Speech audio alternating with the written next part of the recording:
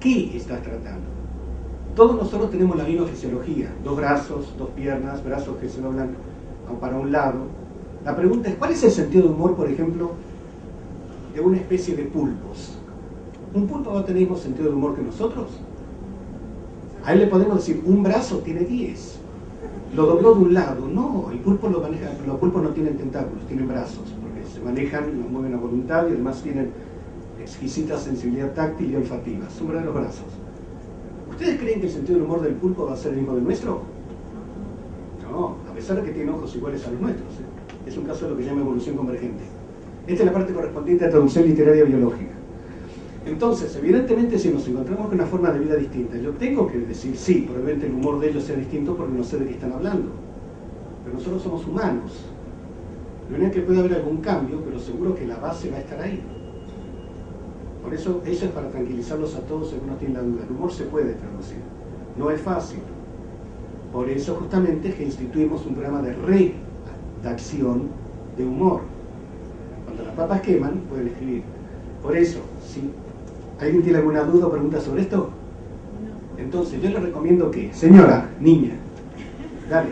Gracias por lo de niña. ¿Por qué no? Sí, la verdad, sí. Mire, quería hacerle una pregunta. Dale, Jovata, habla. Ya que te reís. Dale, adelante. Una vez en una clase muy interesante que tuve acá en la facultad, entre muchos, porque he gozado de muy buenos profesores. Oyeron todos eso, ¿verdad? Bien, dale. Todos los profesores. Soy egresada, así que... No importa, dale. Bueno, escuché que el humor tiene que ver mucho, está muy ligado a la cultura. Naturalmente que sí. Por ejemplo, algo que a nosotros como peruanos nos hace reír. Quiero una foto de eso para después marcarla y darle, ¿qué? Mire, algo que a nosotros como peruanos nos hace reír, de repente a gente de otra cultura naturalmente no le que sí. provoca risa. ¿Qué haría yo en un caso que me viene una traducción para hacer de un, vamos a imaginar... Ricardo Palma. Bueno, estoy haciendo una tesis referente a Ricardo Palma y realmente también ahí voy a tener dificultades en traducir algunas cosas para plasmarlas, porque yo voy a hacer una traducción al inglés y al francés. Pero mi pregunta era, cuando uno recibe la traducción, por ejemplo, de un chiste que ha sido hecho originalmente en inglés, o en español, no importa, cuyo concepto del humor es distinto, algo que a ellos les hace reír, quizás a nosotros no nos provoca mucha risa. Muy bien, vos entendés. ¿Cómo tendríamos que hacer una suerte de adaptación? Naturalmente, el traductor es un adaptador, siempre es adaptador. Cuando la gente lee un libro, lee un cuento, ve una película traducida, está viendo tu libro, tu película, tu cuento. No quiere decir que vos le pongas la firma. Vos seguís el estilo del autor, pero está viendo lo que vos escribiste. Cuando vos te dan un material así, primero identificás qué es lo que te hace reír. Una vez que interpretaste qué te hace reír, vas a ver si ese algo se puede cambiar o se puede modificar levemente o no. A lo mejor incluso, no digo, ojo, no estoy hablando de naturalización. No cambiarlo y decir, por ejemplo, sé que está ocurriendo, no sé, en la Quinta Avenida, no sé, en una avenida principal de acá, eso no. La naturalización no.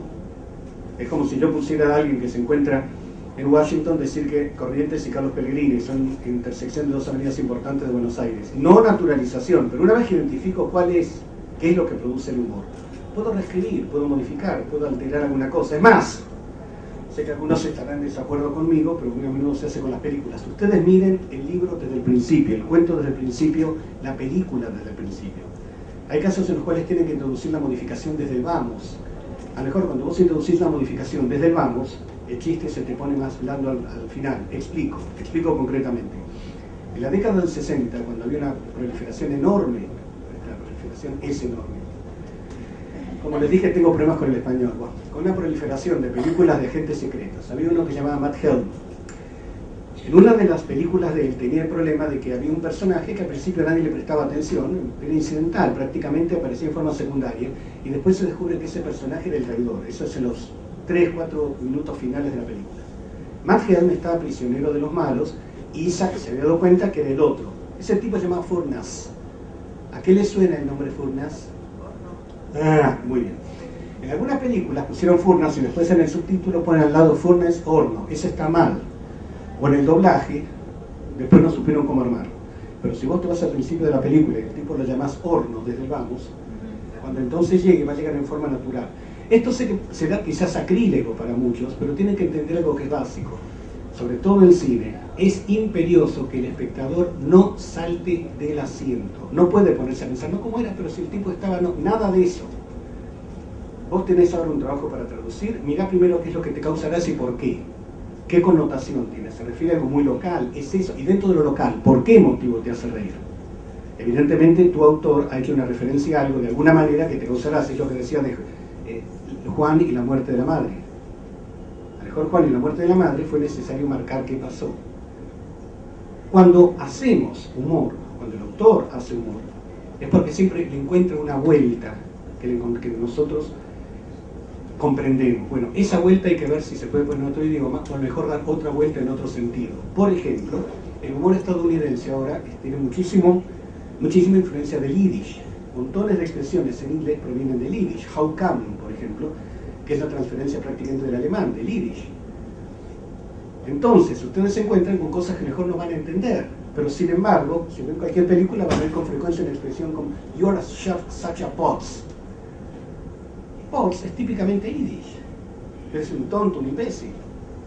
La expresión kosher. Kosher quiere decir que es ortodoxo. Gracias por eso, justo en el ojo el rebote. No podés sacarlo con otra cosa. Gracias. Es la expresión que quiere decir ortodoxo. Ortodoxo en el sentido que sigue las reglas de la ortodoxia judía, por ejemplo, para la alimentación y demás. Sin embargo, se utiliza en el lenguaje normal. Esa es la plasticidad que tiene el inglés, absorber inmediatamente cosas. Pero ¿qué es lo que vos le vas a encontrar? Un judío lee kosher y se sonríe. Para vos, tuviste que ir a averiguar lo que era, ¿sí o no? Entonces vos tenés que poner, ¿cómo demonios digo kosher? ¿Es ortodoxo? ¿Es legal? ¿Es limpio? ¿Corresponde? Lo que quiero decir concretamente es, cuando nosotros vemos humor, el humor depende del localismo, el humor depende de la época. Siempre vamos a encontrar problemas con la traducción de humor. Si ustedes, por eso es que también les recomiendo que vean películas antiguas para ver si entienden. Humor y no humor, se van a encontrar con cosas que dicen que ustedes no saben de qué están hablando, ni idea. Vean, por ejemplo, dibujos animados del Pato Donald de la Segunda Guerra Mundial.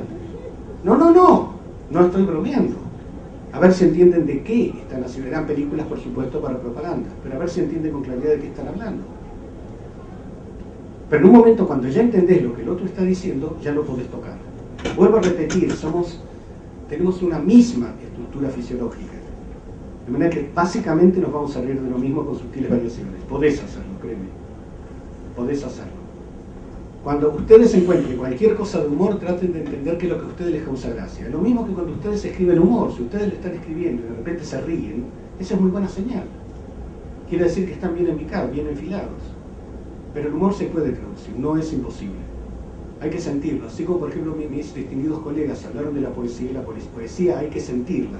Yo, por ejemplo, soy un pésimo traductor de poesía. Si yo tuviera un tipo como yo para poesía, lo mato directamente. Sí, pero yo soy muy bueno en la traducción científica y técnica, muy bueno en la parte literaria, y entre ellos involucro el cine. Pero soy una basura en poesía porque sucede que pongo todas las palabras, pongo toda la métrica, y no sale nada que valga la pena. Porque yo tengo la sensibilidad de un tanque de guerra caminando sobre campo minado. Entonces, ese es el problema.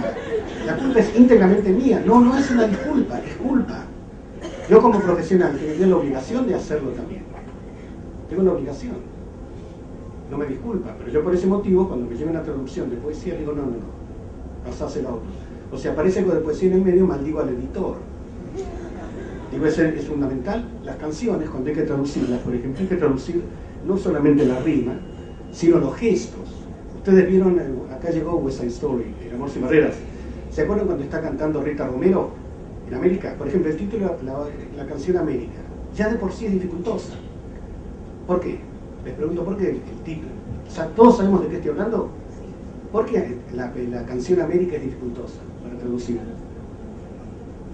Porque implica las tres partes del continente de América, y América para ellos en Estados Unidos. Claro, pero en un momento dado, el personaje de George Chakiris dice directamente Puerto Rico está en América. Entonces, ¿cómo tenemos que traducir? Estados Unidos, Norteamérica. ¿Ustedes se imaginan que le empezara a cantar Estados Unidos, Norteamérica? No. Vamos a mantener América, hay cosas que no vamos a poder tocar porque no se puede alterar. Pero cuando ella habla, por ejemplo, Puerto Rico,